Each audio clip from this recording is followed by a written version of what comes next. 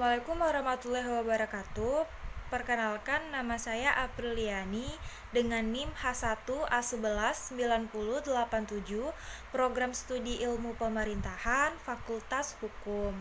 Baiklah, untuk memenuhi tugas ujian akhir semester mata kuliah Sistem Perpajakan dengan dosen pengampu Bapak Alfa Beriansyah, SIP, MIP, di sini saya akan mempresentasikan hasil PPT materi pajak potensial dan strategi peningkatan pajak potensial di Provinsi Jambi.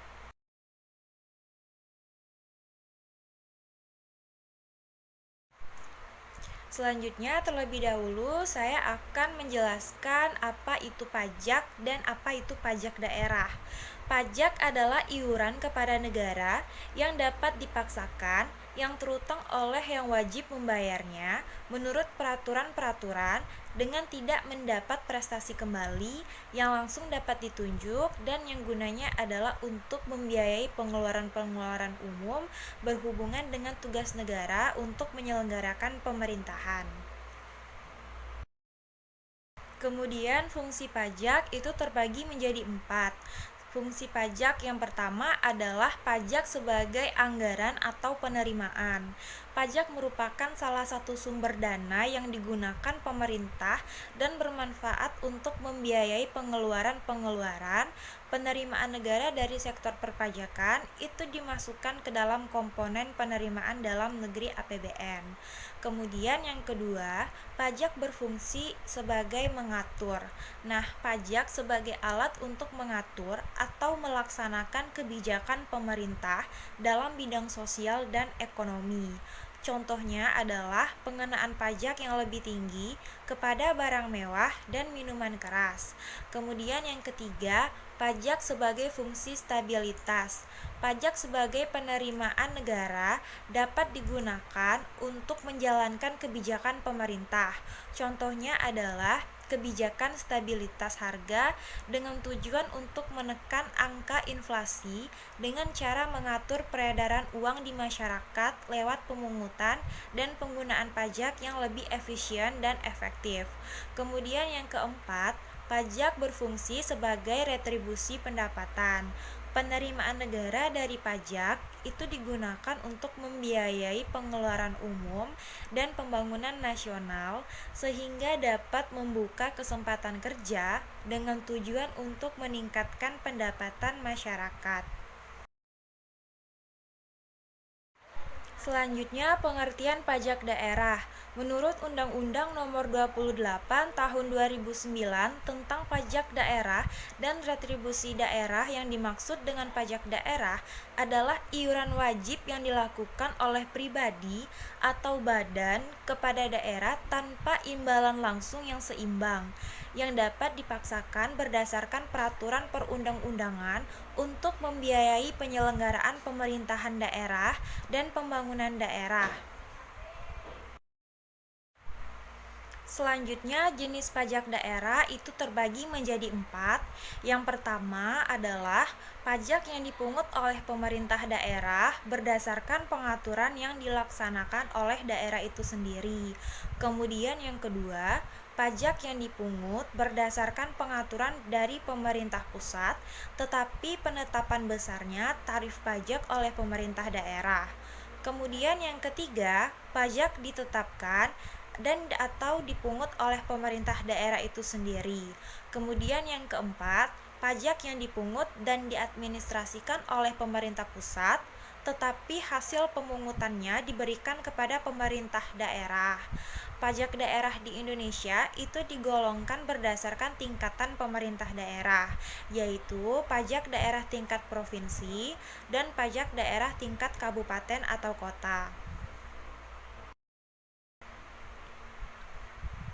Pengelolaan pajak tersebut diatur dalam Undang-Undang Nomor 28 Tahun 2009 tentang Pajak Daerah dan Retribusi Daerah Pasal 2 ayat 1 dan 2 serta Peraturan Pemerintah Nomor 65 Tahun 2001 tentang pajak daerah. Peraturan pemerintah tersebut mengatur tentang objek pajak, subjek pajak, dasar pengenaan pajak, dan ketentuan tarif dari pajak daerah yang berlaku, baik sebelum maupun sesudahnya berlaku Undang-Undang Nomor 28 Tahun 2009. Selanjutnya, pajak daerah itu terbagi menjadi dua bagian. Yang pertama adalah pajak provinsi, dan yang kedua adalah pajak kabupaten atau kota. Pajak provinsi terdiri dari pajak kendaraan bermotor, pajak bea balik nama kendaraan bermotor, yang ketiga pajak bahan bakar kendaraan bermotor, yang keempat pajak air permukaan, kemudian yang kelima adalah pajak rokok. Sedangkan pajak kabupaten atau kota itu terdiri dari pajak hotel, pajak restoran, kemudian yang ketiga pajak hiburan, yang keempat pajak reklame, kelima pajak penerangan jalan, keenam pajak mineral bukan logam dan batuan, ketujuh adalah pajak parkir, dan yang kedelapan adalah pajak air tanah, dan yang kesembilan adalah pajak sarang burung walet. Kemudian yang ke-10 adalah pajak bumi dan bangunan perdesaan dan perkotaan, dan yang terakhir adalah pajak bea perolehan hak atas tanah dan bangunan. Khusus untuk daerah yang setingkat dengan daerah provinsi, tetapi tidak terbagi dalam daerah kabupaten atau kota otonom, jenis pajak yang dapat dipungut itu merupakan gabungan dari pajak untuk daerah provinsi dan pajak untuk daerah kabupaten atau kota. Selanjutnya adalah objek pajak daerah. Pajak dapat dikenakan dengan satu syarat mutlak yang harus dipenuhi adalah adanya objek pajak yang dimiliki atau dinikmati oleh wajib pajak. Pada dasarnya, objek pajak merupakan manifestasi dari Tatbein atau keadaan yang nyata. Nah, keadaan yang nyata adalah keadaan, peristiwa, atau perbuatan yang menurut peraturan perundang-undangan pajak dapat dikenakan pajak. Kemudian, kewajiban pajak dari seorang wajib pajak itu muncul secara objektif apabila ia memenuhi keadaan yang nyata. Tanpa terpenuhinya keadaan yang nyata, tidak ada pajak terutang yang harus dipenuhi dan dilunasi. Subjek pajak daerah. Subjek dan wajib pajak daerah dalam pemungutan pajak daerah itu merupakan dua istilah yang kadang disamakan walaupun sebenarnya memiliki pengertian yang berbeda.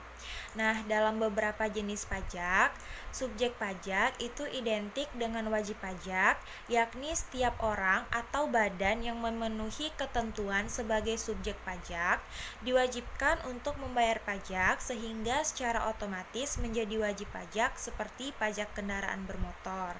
Sementara itu, pada beberapa jenis pajak daerah, pihak yang menjadi subjek pajak, yaitu yang melakukan pembayaran pajak, itu tidak sama dengan wajib pajak.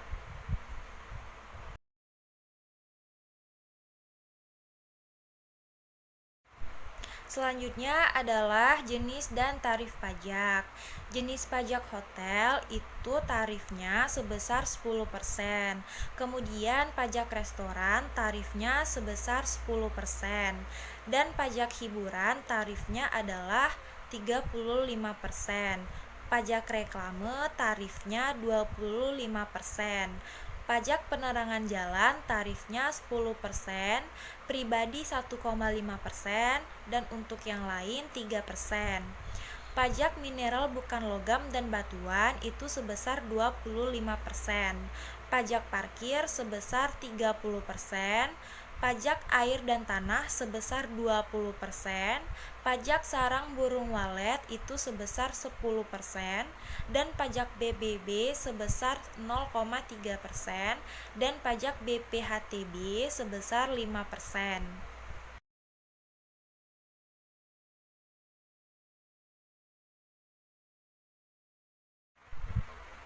Dalam menganalisis strategi peningkatan pajak potensial di Provinsi Jambi, di sini saya menggunakan analisis landasan dari teori SWOT. Analisis SWOT merupakan suatu teknik perencanaan strategi yang bermanfaat untuk mengevaluasi kekuatan dan kelemahan, peluang, dan ancaman dalam suatu proyek. Menurut Rangkuti tahun 1997 yang menyatakan bahwa pengertian SWOT adalah proses identifikasi berbagai faktor yang dilakukan secara sistematis agar bisa merumuskan strategi organisasi dengan tepat. Analisis ini dilakukan berdasarkan logika yang bisa mengoptimalkan kekuatan atau strength serta peluang atau opportunities. Tapi secara beriringan, analisis ini juga harus bisa meminimalkan ancaman atau threats dan kelemahan.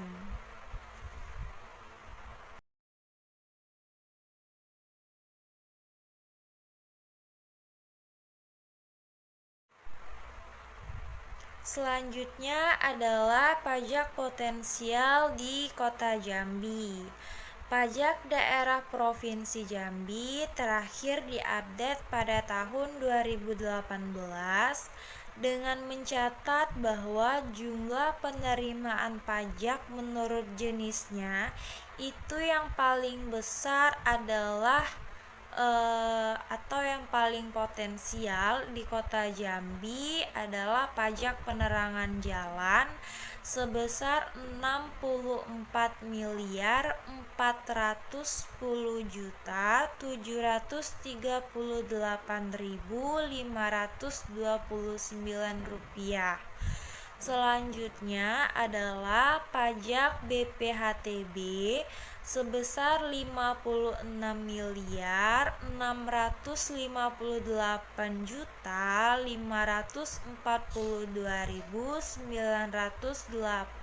rupiah, dan pajak restoran sebesar 32.354.383 rupiah.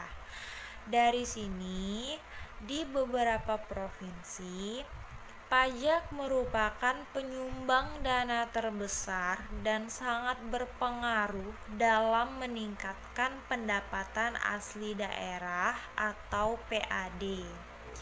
Pengaruh pajak itu sangat dibutuhkan untuk mensejahterakan daerah otonom. Salah satu provinsi yang mendapatkan pendapatan asli daerah atau PAD itu sangat berpengaruh oleh pajak adalah Provinsi Jambi yang ibu kotanya terletak di Kota Jambi. Di Kota Jambi yang berperan penting dalam pendapatan asli daerah adalah di sektor pajak daerah.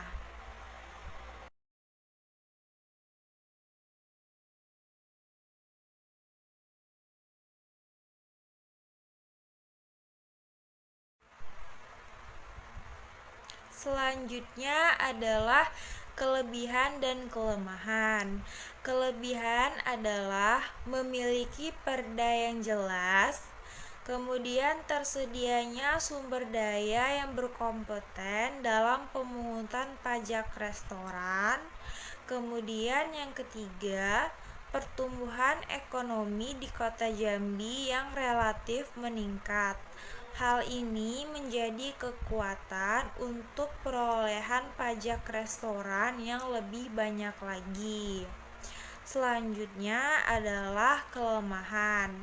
Ketegasan pemerintah Kota Jambi dalam pemungutan pajak restoran di Kota Jambi. Kemudian yang kedua itu untuk kondisi pandemi ini terjadi penurunan pendapatan asli daerah khususnya pada pajak restoran dibandingkan dengan tahun sebelum pandemi. Kemudian yang ketiga itu masih adanya tenaga perpajakan yang kurang profesional.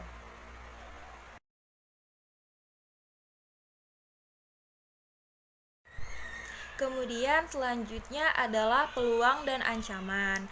Peluangnya yang pertama adalah mobilitas UMKM terutama di aspek usaha kuliner, misalnya seperti kafetarian dan sejenisnya itu relatif bertambah. Kemudian yang kedua, jumlah konsumen yang konsumsi makanan atau minuman di restoran ataupun kafetaria cukup besar terlihat di pendapatan pajak restoran yang meningkat secara perlahan. Kemudian yang ketiga, pemanfaatan iptek seperti hadirnya pesan antar makanan atau minuman. Kemudian yang keempat, meningkatnya permintaan konsumen terhadap makanan atau minuman via hantar. Nah, peluang yang dimiliki pemerintah Kota Jambi dalam meningkatkan penerimaan pendapatan asli daerah dalam posisi geografis Kota Jambi adalah potensi sumber daya alam yang dimiliki oleh pemerintah Kota Jambi itu sebagai sumber pendapatan asli daerah dan pembangunan dalam rangka pertumbuhan ekonomi. Adanya kewenangan dalam menyusun peraturan perundang-undangan untuk mengoptimalkan potensi daerah dalam rangka pertumbuhan ekonomi di Provinsi Jambi. Nah, ancamannya adalah yang pertama, wajib pajak yang tidak melaporkan pendapatannya itu misalnya badan usaha makanan atau minuman yang tidak melaporkan secara berkala. Kemudian yang kedua, munculnya upaya untuk menghindari pajak yang dilakukan oleh UMKM makanan atau minuman. Kemudian yang ketiga itu wabah perang atau terorisme. Nah, ancaman lainnya itu seperti kurangnya tenaga profesional atau sumber daya manusia di lapangan. Kemudian belum tersedianya sistem informasi dan data yang valid sesuai dengan potensi real untuk pengelolaan pajak yang lebih modern dan inovatif. Kemudian kurang perhatian pemerintah terhadap para wajib pajak retribusi. Kemudian, kurangnya dukungan dan peran dari instansi teknis terkait pengelolaan pajak atau retribusi daerah Kota Jambi. Kemudian, belum memadainya sarana dan prasarana. Kemudian, belum mampunya menetapkan sanksi dalam setiap penyelenggaraan dalam kegiatan melaksanakan penerimaan pendapatan asli daerah.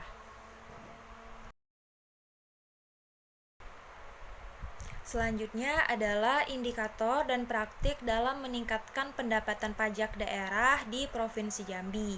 Yang pertama adalah peningkatan fungsi dan menyesuaikan organ atau struktur pajak atau retribusi sehingga sesuai dengan kebutuhan dan perkembangan teknologi, di mana prakteknya itu dalam hal ini Badan Pengelolaan Pajak yang memiliki kewenangan untuk memungut pajak harus membuat unit kerja berbasis teknologi, yaitu menciptakan sistem pemantauan tingkatan. Kemudian yang ketiga, memberantas pemasukan pajak atau retribusi. Dalam hal ini tak hanya itu, pemanfaatan sistem pendataan objektif dengan bahasa tersebut, dengan begitu para pemalsu pajak tidak memiliki peluang untuk memasukkan laporan pajak karena pemanfaatan buat yang secara otomatis ternyata sebelum itu perlu pengintegrasian penduduk data diri, baik itu orang atau badan secara berkala, sehingga orang tersebut tidak bisa berkelit. Kemudian yang ketiga itu peningkatan pengawasan terhadap pelaksanaan dan pematuhan peraturan perpajakan atau retribusi, dan melakukan pengawasan melekat kemana praktiknya yaitu menciptakan mekanisme pengawasan dari berbagai pihak dengan diadopsinya sistem data yang mana data terintegrasi di seluruh badan pengurus keuangan daerah untuk bersama-sama mengawasi kinerja Fiskus dan pemastian bahwa Fiskus tetap berada di koridor peraturan yang berlaku dan profesional.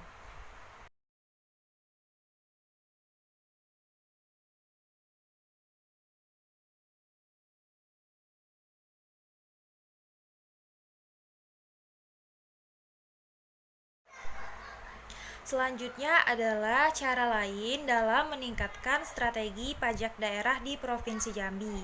Yang pertama adalah dengan cara meningkatkan pemungutan pajak dan retribusi dalam jumlah yang benar dan tepat pada waktunya.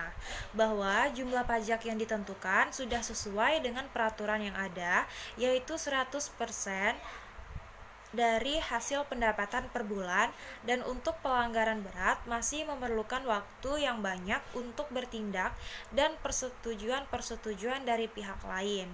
Hal ini dirasa penulis perlu pembenahan agar penegakan aturan cepat terlaksanakan sehingga menuntut wajib pajak lain untuk lebih waspada akan kelalaian dalam membayar pajak.